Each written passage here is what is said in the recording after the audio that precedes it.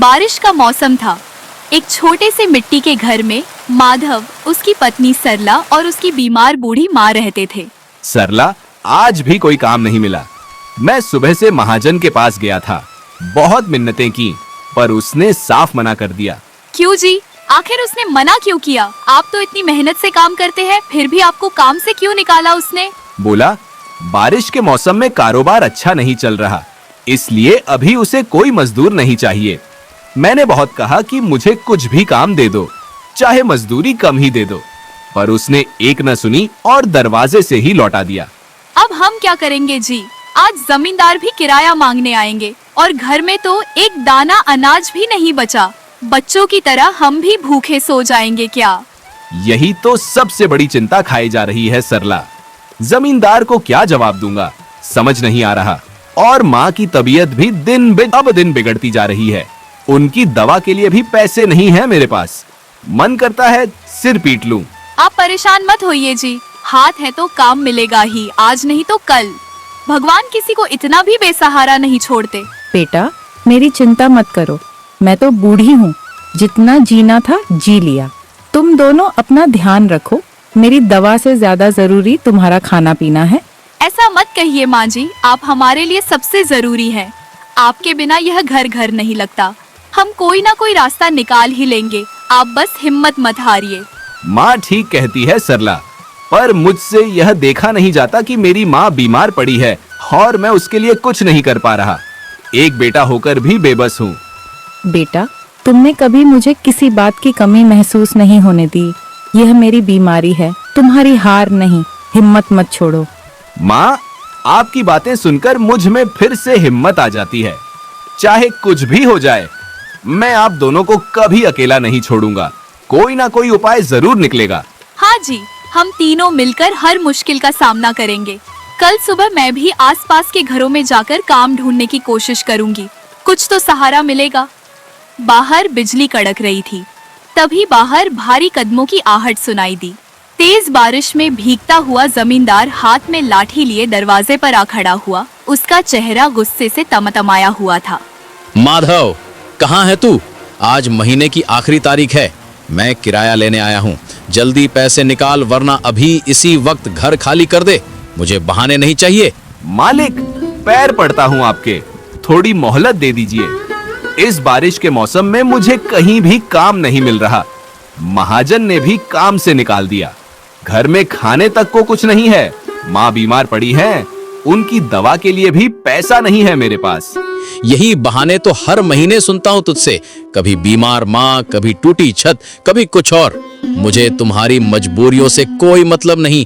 मुझे तो बस मेरा पैसा चाहिए, अभी और इसी वक्त। समझा तू? मालिक, थोड़ी दया कीजिए। एक बीमार बुढ़िया को इस मूसलाधार बारिश में हम कहाँ लेकर जाएंगे? कुछ दिन का समय दे दीजिए, हम जरूर आपका हिसाब चुका देंगे। हमने कभी आपका पैसा दबाया नहीं है। दया वया मुझे नहीं आती। दुनिया हिसाब से चलती है, दया से नहीं। या तो पैसे निकालो या अभी अपना सामान उठाकर यहाँ से निकल जाओ। यही मेरा आखिरी फैसला है, दोबारा नहीं कहूँगा। मालिक, हम भीख नहीं मांग रहे, बस थोड़ा समय मांग रहे हैं। मैंने आज तक आपका एक पैसा भी नहीं दबाया, हमेशा वक्त पर हिसाब चुकाया है। बस इस बार परिस्थिति ने हाथ बांध दिए हैं, थोड़ा रहम कीजिए मालिक। बहुत सुन ली तेरी बातें, अब और नहीं सुननी मुझे। हर बार कोई ना कोई कहानी लेकर आ जाता है तू। चलो निकलो यहाँ से, अभी के अभी, वरना मैं खुद तुम्हारा सामान बाहर फेंकवा दूंगा। मालिक, आप इंसान हैं या पत्थर? एक बीमार बुढ़िया, एक जवान औरत और एक भूखा आदमी, इन्हें आप इस तूफानी बारिश में सड़क पर फेंकने की बात कर रहे हैं? थोड़ा तो रहम खाइए। रहम मुझे नहीं, अपनी किस्मत को कोसो जिसने तुम्हें गरीब बनाया। अभी के अभी घर खाली करो, वरना अंजाम बहुत बुरा होगा। बेटा जमींदार, मैं तुम्हें बचपन से जानती हूँ, तुम इतने कठोर तो नहीं थे। थोड़ी दया दिखाओ, हम पर नहीं तो अपने जमीर पर तरस खाओ। बुढ़िया, अपनी नसीहतें अपने पास रखो। मुझे किसी की दया भावना नहीं, अपना हक चाहिए बस। जमींदार ने तीनों को घर से बाहर निकाल दिया और अंधेरे में चला गया। अब हम कहाँ जाएंगे माधव? इस अंधेरे में, इस बारिश में माँ की तबीयत भी बिगड़ती जा रही है। मुझे कुछ समझ नहीं आ रहा, मन बहुत घबरा रहा है। घबराओ मत सरला, भगवान इतना निर्दयी नहीं हो सकता। चलो हमें कोई ना कोई रास्ता जरूर मिलेगा। माँ को सहारा दो, हमें आगे बढ़ना होगा। यहाँ खड़े रहने से कुछ नहीं होगा। बेटा, तुम मेरी चिंता छोड़ो, अपना और सरला का ख्याल रखो। मैं चल लूंगी, तुम बस रास्ता दिखाओ। मुझे तुम दोनों पर पूरा भरोसा है। आपको डर नहीं लग रहा माधव? आगे तो घना जंगल है, जंगली जानवर भी हो सकते हैं। डर तो लगता है सरला, पर तुम दोनों के साथ होने से हिम्मत भी बनी रहती है। चलो आगे बढ़ते रहें, इस मौसम में रुकना ठीक नहीं। तीनों अंधेरे जंगल की ओर बढ़ चले। कुछ दूर चलने पर माधव की नजर एक विशाल पेड़ पर पड़ी। सरला, देखो वह पेड़ कितना ऊंचा और मजबूत है। अगर हम इसकी मोटी डालियों पर बांस और लकड़ी से एक छोटा सा घर बना लें, तो कम से कम बारिश और जंगली जानवरों से तो बच जाएंगे। क्या ख्याल है तुम्हारा? यह तो बहुत अच्छा विचार है जी। चलिए हम दोनों मिलकर मेहनत करते हैं। जब तक हौसला है हम कुछ भी बना सकते हैं। माँ जी, आप यहीं नीचे आराम से बैठिए, हम अभी घर बनाकर आपको ऊपर ले चलेंगे। भगवान तुम दोनों की मेहनत सफल करे। तुम जैसे मेहनती और नेक बच्चे मिलना मेरी किस्मत की बात है। जाओ बेटा, मैं यहीं इंतजार करती हूँ। सुनिए जी, बांस काटने में मैं आपकी मदद करती हूँ और आप ऊपर चढ़कर शाखाओं को बांधने का काम संभालिए। मिलकर काम करेंगे तो जल्दी भी बनेगा और मजबूत भी। बिल्कुल सही कहा सरला, तुम सच में मेरी सबसे बड़ी ताकत हो।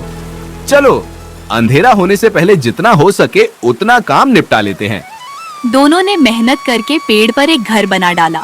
फिर अगले दिन भयानक बारिश हुई और नदी का पानी बढ़ते बढ़ते पूरे गांव में भर गया। सारे गांव वालों के घर बह गए। सभी गांव वाले माधव के पास आसरा मांगने आ गया। मंगरू भाई, वहाँ पेड़ के ऊपर देखो, वहाँ कोई घर बना है। माधा भाई, हमें बचा लो, हमारी जान पर बनाई है। बाढ़ हमारा सब कुछ बहाई लिए जा रही है, हमें कोई रास्ता नहीं सूझ रहा। घबराओ मत, जल्दी से ऊपर आ जाओ। यहाँ सबके लिए जगह है, कोई अपना नहीं, कोई पराया नहीं। बस जल्दी करो, पानी लगातार बढ़ रहा है।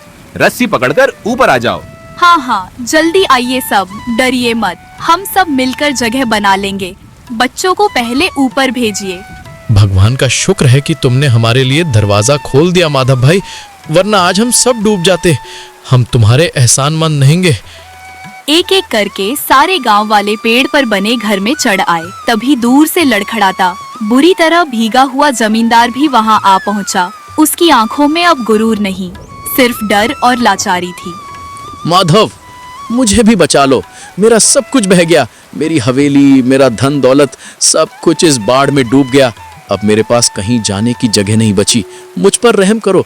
आइए मालिक, यहाँ आपके लिए भी जगह है। यहाँ कोई अमीर गरीब नहीं, बस इंसान है। हाथ दीजिए, मैं ऊपर खींच लेता हूँ आपको। मैंने तुझे उस रात घर से निकाल दिया था, फिर भी आज मुझे अपनाने से मना नहीं किया। मुझे समझ नहीं आ रहा मैं क्या कहूँ।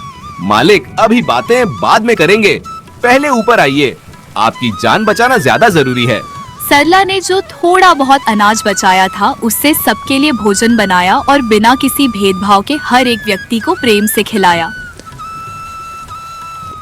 माधव, मैंने जिंदगी भर लोगों की कीमत उनके पैसों से आंकी। मुझे लगता था धन ही सब कुछ है, धन ही असली ताकत है। मैंने तुम जैसे गरीबों पर बहुत अत्याचार किया, तुम्हारी मजबूरी का मजाक उड़ाया, तुम्हारे आंसुओं को कमजोरी समझा। आज मेरी हवेली, मेरा सोना, मेरी जमीन, सब कुछ इस बाढ़ में बह गया। पर तुम, जिसके पास कुछ भी नहीं था, तुम सबसे बड़े अमीर निकले। अमीर वो नहीं होता जिसके पास धन हो, अमीर वो होता है जिसके पास दया हो, इंसानियत हो और एक बड़ा दिल हो। मुझे आज एहसास हुआ कि इंसान पैसे से नहीं, दिल से अमीर होता है। दौलत तो एक पल में मिट सकती है, जैसे आज मेरी सारी दौलत बाढ़ में बह गई, लेकिन एक सच्चा इंसान हमेशा सबसे बड़ा अमीर रहता है। मुझे माफ कर दो माधव, मुझे माफ कर दो सरला, मैं बहुत शर्मिंदा हूं। मालिक, इंसान से गलती हो जाना कोई नई बात नहीं। सबसे बड़ा वही होता है जो अपनी गलती मानकर बदल जाए, जो पछतावे को सिर्फ आंसू नहीं बल्कि नई शुरुआत बना ले। अब पुरानी बातें भूल जाइए, आज से आप भी हमारे अपने हैं। माधव, मैं वादा करता हूं आपसे, मैं किसी भी गरीब मजदूर के साथ ऐसा व्यवहार नहीं करूंगा जैसा मैंने तुम्हारे साथ किया। आज तुमने मुझे इंसानियत का सबसे बड़ा पाठ पढ़ाया है और मैं इसे कभी नहीं भूलूंगा। मालिक, हमें आप पर कोई गुस्सा नहीं है। जो हुआ सो हुआ। अब आप भी हमारे परिवार का हिस्सा है। यहाँ सब बराबर है। इंसान की असली पहचान मुश्किल वक्त में ही होती है और आपने आज सही राह चुन ली है। मालिक, हमने भी कभी आपसे मदद नहीं मांगी थी क्योंकि हमें डर लगता था, पर आज जो सबक हम सब ने सीखा है वो पूरी जिंदगी याद रहेगा। अब गांव में सब मिलकर रहेंगे। भगवान का शुक्र है, आज इंसानियत बांट के पानी से भी बड़ी साबित हुई। यही तो असली धर्म है बेटा, एक दूसरे का सहारा बनना। माधव भाई और सरला भाभी, आप दोनों ने जो आज किया है वो कोई साधारण इंसान नहीं कर सकता। हम सब आपके एहसानमंद रहेंगे जीवन भर। बारिश धीरे धीरे थमने लगी और आसमान में हल्की उजास दिखाई देने लगी। शायद भगवान हर तूफान के बाद कुछ अच्छा जरूर लिखते हैं सरला। देखो, आज हमारे पास कुछ नहीं था, फिर भी हम सबका सहारा बन पाए। हाँ जी, और शायद वह यह सिखाना चाहते थे कि सच्ची दौलत घर की दीवारों में नहीं, दिलों में बसती है। आज हमने सबसे बड़ी दौलत कमाई है, लोगों का प्यार और भरोसा। तुम दोनों ने आज साबित कर दिया कि सच्चा इंसान वही है जो धन से नहीं, अपने दयालु हृदय और अच्छे कर्मों से अमीर होता है। मुझे तुम पर गर्व है। माँ, यह सब आपके आशीर्वाद से ही संभव हुआ है। आपने ही हमें सिखाया है कि मुश्किल वक्त में भी इंसानियत नहीं छोड़नी चाहिए। और माँ जी, आज जो लोग हमें बेघर करने आए थे, वही आज हमारे परिवार का हिस्सा बन गए हैं। यही तो असली जीत है ना?